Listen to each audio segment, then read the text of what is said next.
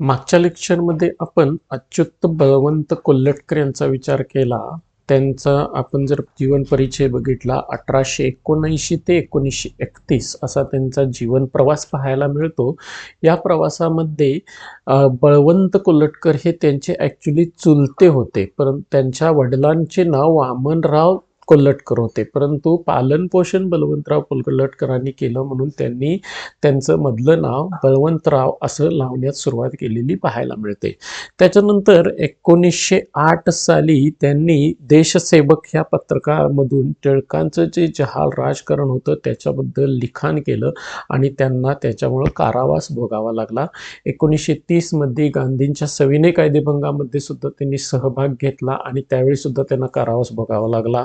देशसेवक नावाच्या पत्रकामध्ये ह्या सगळ्या गोष्टी त्यांनी लिखाणाच्या स्वरूपात आणण्याचं काम केलं. एक अभूतपूर्व असे विनोदी व्यक्तिमत्व असे होते आणि त्यानुसार त्यांनी 1915 मध्ये संदेश नावाच्या पत्रकामध्ये वेगवेगळ्या युद्ध बातम्यांचं वृत्तांकन करण्याच्या वैशिष्ट्यानुसार ते पत्रक काढलं. त्याच्यामध्ये विनोदबुद्धी असायची.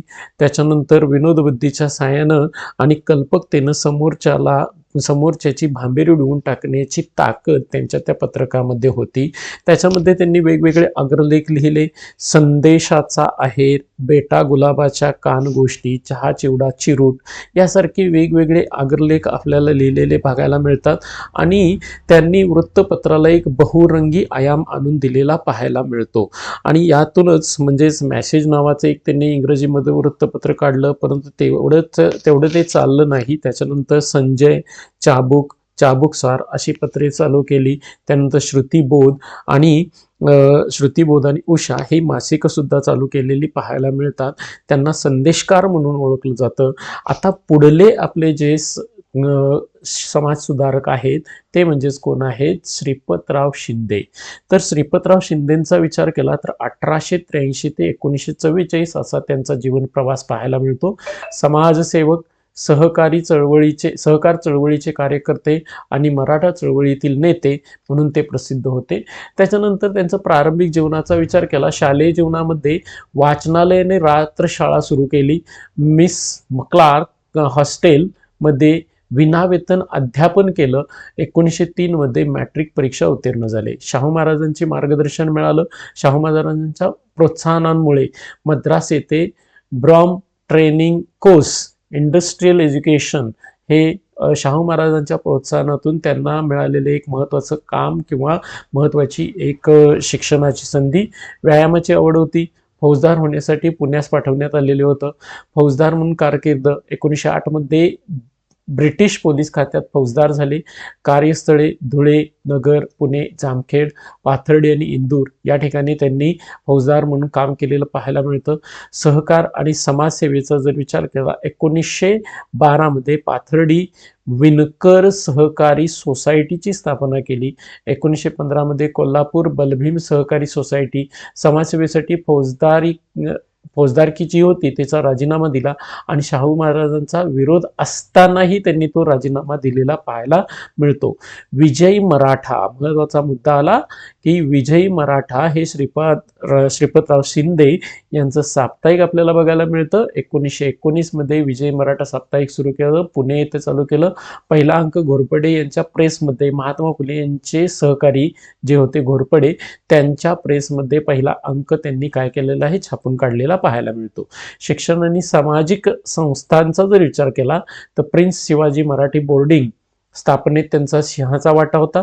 मार्गदर्शक कोण होतं? Maratha student brotherhood, Maratha league, Maharashtra हितचिंतक भ्रातृ मंडळ हे आपल्याला त्यांच्यामध्ये बघायला मिळतं. मराठा चळवळ चालू केली. 1918 मध्ये all India Maratha league general secretary म्हणून त्यांची काय झालेली होती? नेमणूक झालेली पाहायला मिळते. शाहू महाराजांच्या सभांमध्ये सक्रिय सहभाग असायचा. 1921 मध्ये पुणे पाटील परिषद त्याचे कार्यवाहक म्हणून त्यांनी काम केलेलं पाहायला मिळतं. समता व स्मारक चळवळ, बघा मराठा चळवळीमध्ये त्याने all India Maratha league general secretary म्हणून पद सांभाळलेलं आहे. शाहू महाराजांच्या सभांमध्ये सक्रिय सहभाग घेतला. 1921 मध्ये पुणे पाटील परिषदेचे कार्यवाहक म्हणून काम केले. तसं आता समता आणि स्मारक चळवळीमध्ये शिवस्मारक चळवळीचे प्रणेते होते. 1928 मध्ये डॉक्टर बाबासाहेब आंबेडकरांच्या नेतृत्वाखाली समाज समता संघ याचे अध्यक्ष श्रीपादराव शिंदे झालेले बघायला मिळतात. त्याच्यानंतर बघा शाहू सेवक सोसायटी 1931 मध्ये शाहू सेवक सोसायटीची स्थापना विजय मराठा साप्ताहिक सोसायटीच्या ताब्यात दिलं. बघा विजय मराठा साप्ताहिक हे सोसायटीच्या ताब्यात देण्याचं काम करण्यात आलं. स्थानिक स्वराज्याने राजकारणाचा जर विचार केला 1935 मध्ये कोल्हापूर महानगरपालिकेचे उपनगराध्यक्ष, करवीर राज्य प्रजासंघाचे अध्यक्ष म्हणून त्यांनी काम केलंय. राष्ट्रीय मराठा संघ 1942 मध्ये अध्यक्षतेखाली राष्ट्रीय मराठा संघाची स्थापना, कुणाच्या अध्यक्षतेखाली? श्रीपादराव शिंदेच्या अध्यक्षतेखाली राष्ट्रीय मराठा संघाची स्थापना 1942 मध्ये करण्यात आलेली आहे. 3 मार्च 1944 मध्ये त्यांचं निधन झालं. मराठा समाज सहकार समाज सुधारणेतील महत्त्वाचे योगदान म्हणून त्यांना काय केलं जातं? स्मरणात ठेवलं जातं. शाहू महाराजांचे निष्ठावान सहकारी किंवा कार्यकर्ते, आपल्याला सहकारी म्हणण्यापेक्षा कार्यकर्ते आपल्याला पाहायला मिळतात. अशी आपल्याला श्रीपादराव शिंदे यांची ओळख पाहायला मिळते. पुढल्या लेक्चरमध्ये आपण दीनमित्रकार मुकुंदराव पाटील यांचा आपण विचार करणार आहोत. तर मुकुंदराव पाटील हे खूप महत्त्वाचे समाजसुधारक किंवा अग्रणी पत्रकार, सत्यशोधक समाजाचे विचारवंत होते. शेतकरी चळवळीचे प्रवर्तक म्हणून त्यांनी काम पाहिलेलं पाहायला मिळतं. ते आपण पुढल्या लेक्चरमध्ये पाहणार आहोत. थँक्यू.